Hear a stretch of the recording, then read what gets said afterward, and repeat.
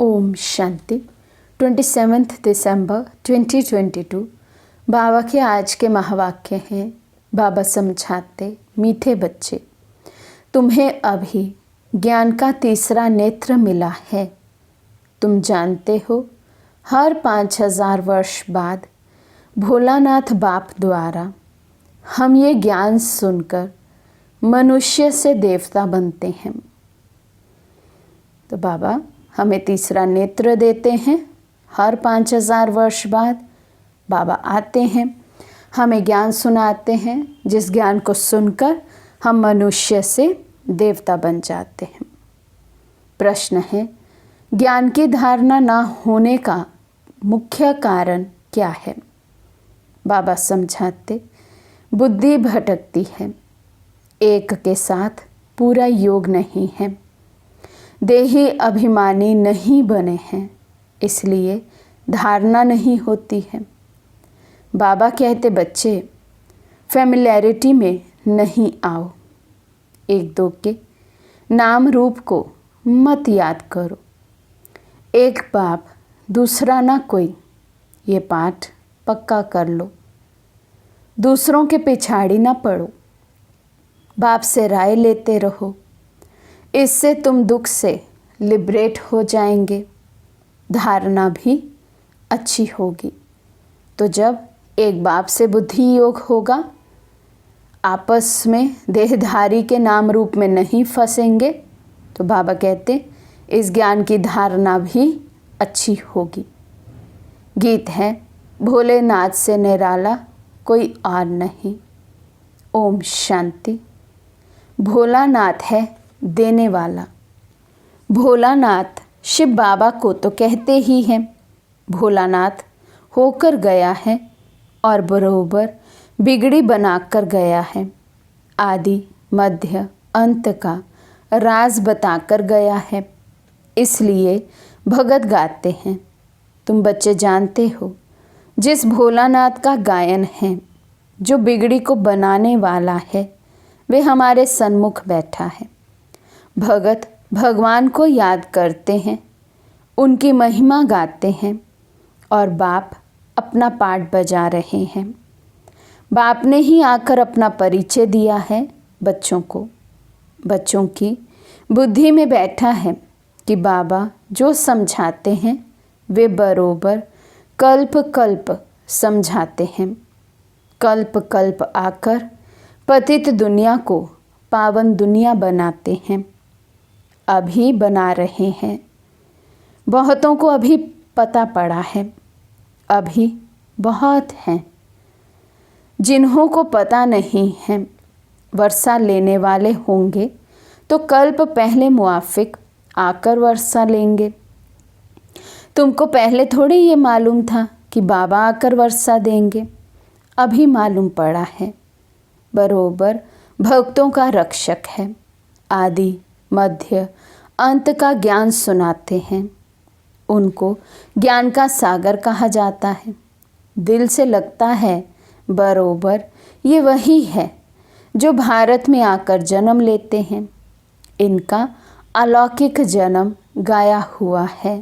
तो शिव बाबा आकर कोई गर्भ धारण नहीं करते हैं, लेकिन अलौकिक जन्म है, अवतरित होते हैं ब्रह्मा तन में। भारतवासियों को आकर पतित से पावन बनाते हैं। पतित मनुष्य जो बुलाते हैं, वे ज़रूर समझते होंगे हम पावन थे, अब पतित बने हैं, फिर पावन बनना है। अभी बाप द्वारा तीसरा नेत्र मिलने से तुमने ये सब कुछ समझा है। तुम बच्चों का सारा दिन विचार सागर मंथन चलता रहेगा। सतयुग में पावन कौन थे? बरोबर देवी देवता ही थे। बाबा ने आकर इतनी ऊंच नॉलेज दी, इतना ऊंचा ज्ञान दिया है। बाबा कहते बच्चों का सारा दिन उसी का मंथन चलना चाहिए। तुम बच्चों का सारा दिन विचार सागर मंथन चलता रहेगा। सतयुग में पावन कौन थे? बरोबर देवी देवता ही थे। उस समय और कोई धर्म नहीं था, देवताओं के चित्र भी हैं, और कोई नाम नहीं लेंगे, ऐसे नहीं कहेंगे चित्र है। श्री लक्ष्मी देवी, श्री नारायण देवता, अभी वे नहीं हैं। जब वे थे तो और कोई धर्म नहीं था। तुम बच्चों की बुद्धि में हैं कि बाबा हमको सत्य कथा सुनाते हैं। वो लोग कहते हैं ये ज्ञान तो हमने सुना नहीं है, क्योंकि उनको ड्रामा के राज का तो पता नहीं है। तुम कहेंगे ये तो कल्प कल्प तुम सुनते आए हो, क्या 5000 वर्ष पहले नहीं सुनाया था? फिर ये क्यों कहते हो आगे कभी नहीं सुना है? तो बाबा कितना अंडरलाइन करा रहे हैं कि हमारे मुख से ये निकलना नहीं चाहिए कि ये बात तो हमें पहले पता ही नहीं थी। बाबा कहते नहीं, कल्प पहले बच्चों को सब कुछ बताया है, तो कुछ भी नया नहीं है। कल्प कल्प हूबहू रिपीट होता है। कल्प पहले जिसने सुनाया था उस द्वारा तुम अभी भी सुन रहे हो। अच्छी रीति समझाना चाहिए।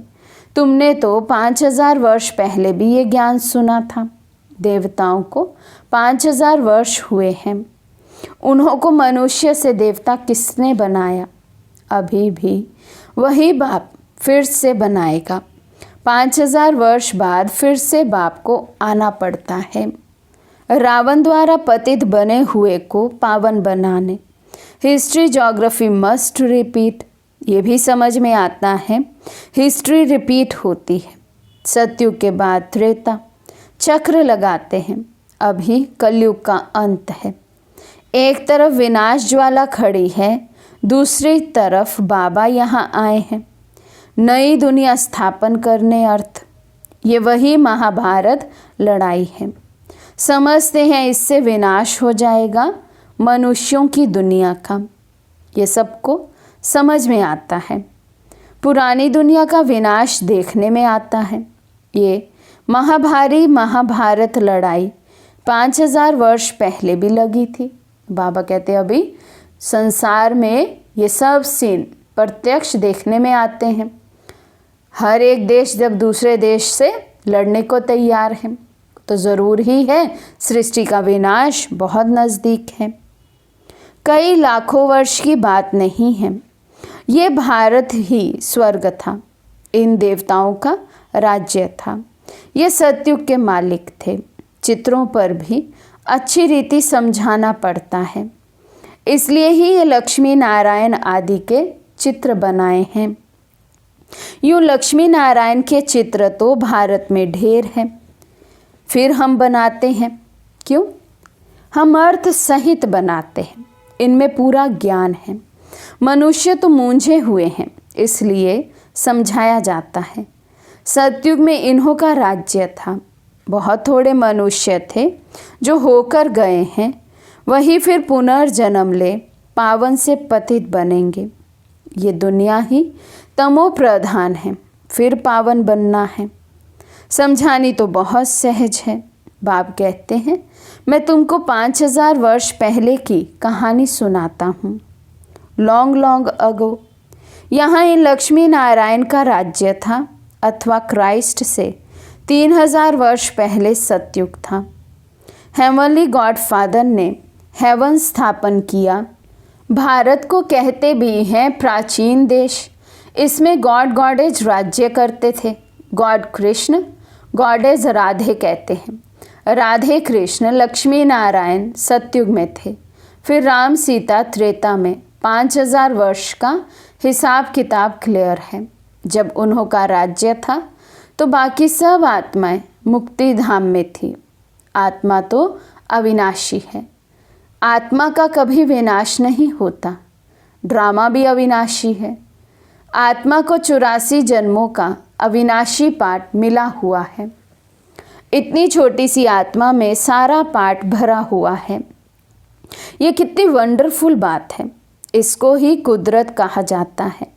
इतनी छोटी बिंदी, कितना 84 जन्मों का पाठ, 5000 वर्ष का पाठ उसमें भरा हुआ है। वे भी अविनाशी, जो रिपीट ज़रूर करना है।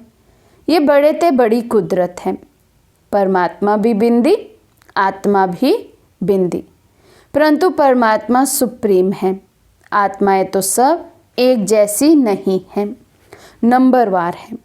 पहले सुप्रीम शिव बाबा, फिर कहेंगे लक्ष्मी नारायण। ब्रह्मा सरस्वती को सुप्रीम नहीं कहेंगे, संपूर्ण तो लक्ष्मी नारायण है। फिर नंबरवार 1 2 के पिछाड़ी आते हैं। मुख्य ज्ञान है देवताओं का, सबसे सुप्रीम आत्मा शिव बाबा की है। फिर सूक्ष्म वतन में ब्रह्मा विष्णु शंकर, फिर लक्ष्मी नारायण राम सीता, सब नंबरवार हैं। नाटक में भी एक्टर नंबरवार होते हैं, सब एक जैसे नहीं होते हैं। कहेंगे इनकी आत्मा सुप्रीम एक्टर है, ये पाई पैसे का एक्टर है। सबसे फर्स्ट क्लास क्रिएटर डायरेक्टर कौन है? करण करावनहार एक ही परमपिता परमात्मा है। अब तुमको सारे ड्रामा का पता पड़ा है। ये है बेहद का ड्रामा। नटशेल में तुमको बताया जाता है। झाड़ का ये देवी देवता धर्म है फाउंडेशन। फिर उनसे टालियाँ इस्लामी बौद्धी क्रिश्चियन निकलते हैं। ये फ्लावर वास होगा। झाड़ शोभता है ना। बाकी एक एक धर्म के पत्ते बैठ गिनती करो तो कितने होंगे। इस्लामी बौद्धी सबके मठ पंथ गिने जाते हैं। शिव भोलानाथ ये ज्ञान सुनाते हैं। बाकी कोई डमरू आदि बजाने की बात नहीं है। शास्त्रों में जो आया सो लिख दिया है। वास्तव में है ज्ञान की डमरू। इनको शंख ध्वनि भी कहा जाता है। शंख ध्वनि मुख से की जाती है। ये है ज्ञान की मुरली। ड्रामा के आदि मध्य अंत का राज बैठ सुनाते हैं। आत्मा बिंदी मिसल है जिसमें सारा पाठ नूंधा हुआ है। ये क्रिएटर है। वो एक्ट भी करते हैं। अच्छा पाठ वे लेते हैं। नंबरवार तो होते ना। ये है ही एक बाप क्रिएटर और सब पुनर्जन्म में आने वाले हैं। ये कभी पुनर्जन्म नहीं लेते हैं। इनका अलौकिक जन्म है। तुम जानते हो कैसे आकर प्रवेश किया है। दूसरी आत्माएं भी प्रवेश करती हैं ना। समझो किसी के स्त्री की आत्मा आती है, बोल सकेगी मैं सुखी हूँ। बाकी उनके शरीर को भाकी नहीं पहन सकेंगे क्योंकि शरीर तो दूसरे का है ना। भावना है कि ये हमारी स्त्री की आत्मा है, इनको बुलाया गया है। ऐसे बहुतों को बुलाते हैं।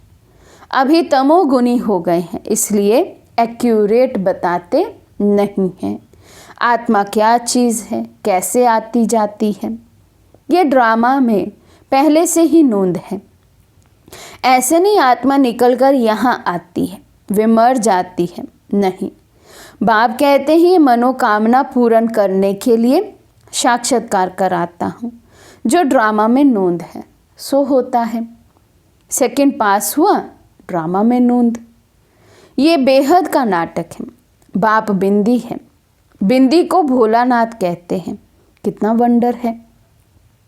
बाप भी कहते हैं मुझ बिंदी में कितना पाठ है। ये बातें नए कोई की बुद्धि में बैठ ना सके। पुरानों में भी कितनों की समझ में नहीं आता है तो किसी को समझाने में मूंझते हैं।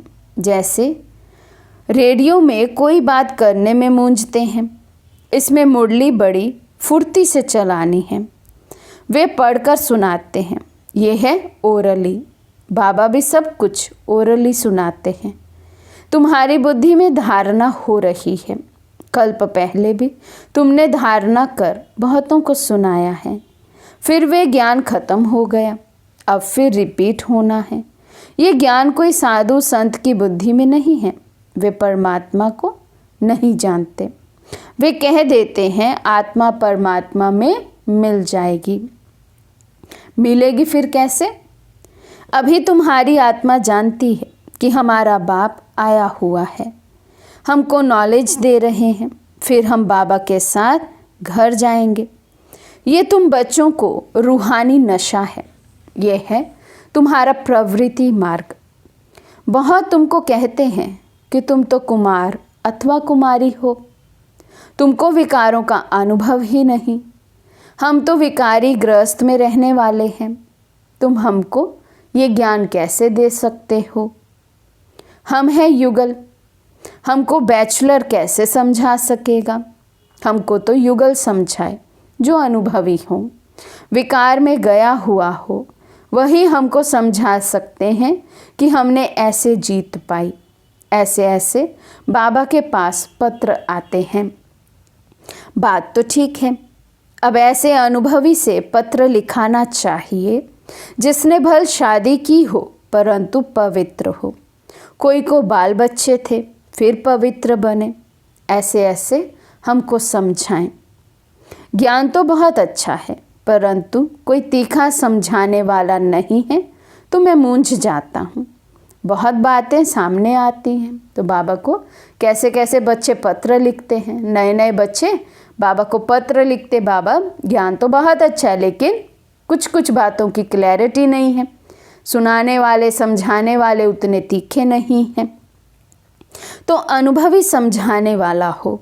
अब पत्रों द्वारा तो किसी को इतना समझा नहीं सकते, सन्मुख आकर मिले तो बाबा भी समझाएं।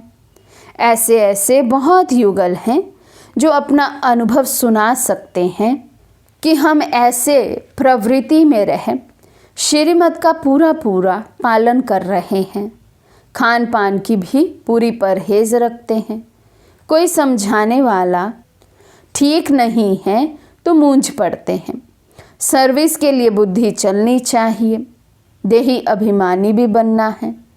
कोई भी फैमिलैरिटी में नहीं आना चाहिए, मेहनत लगती है, माया घड़ी घड़ी फंसा देती है। कर्मातीत अवस्था अभी हो नहीं सकती, बहुत एक दो के नाम रूप में फंस पड़ते हैं।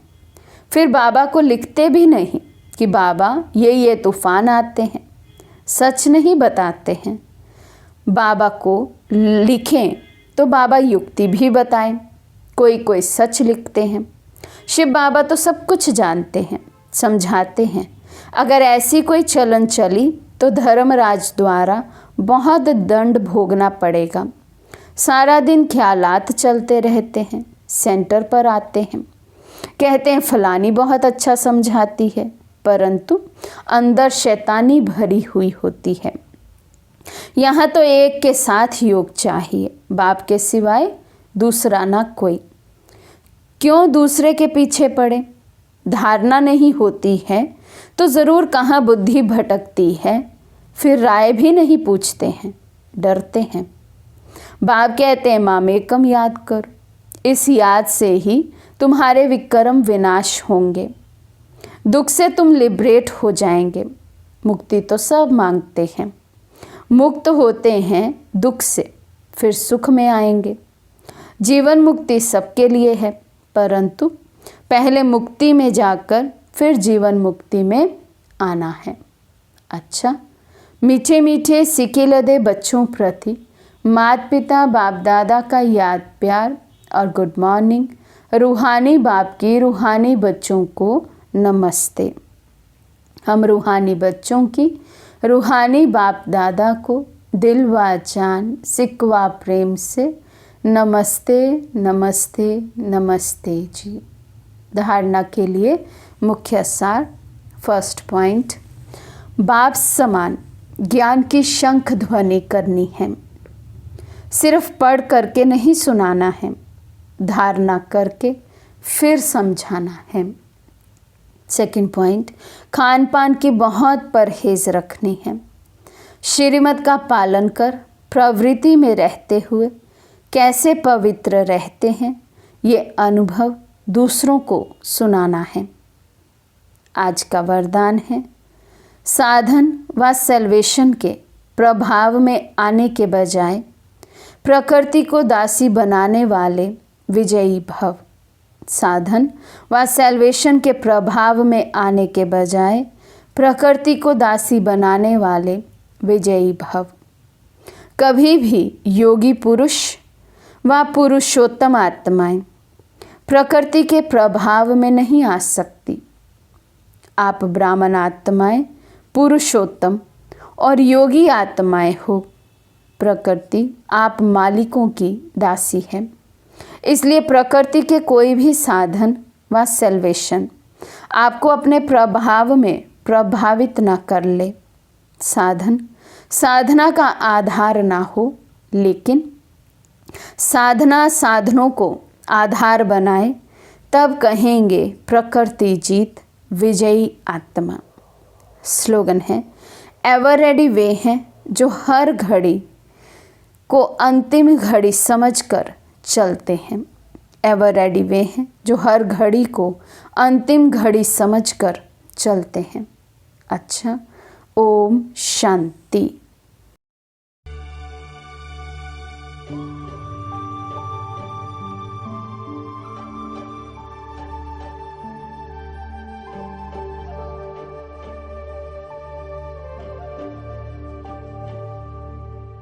Thank you.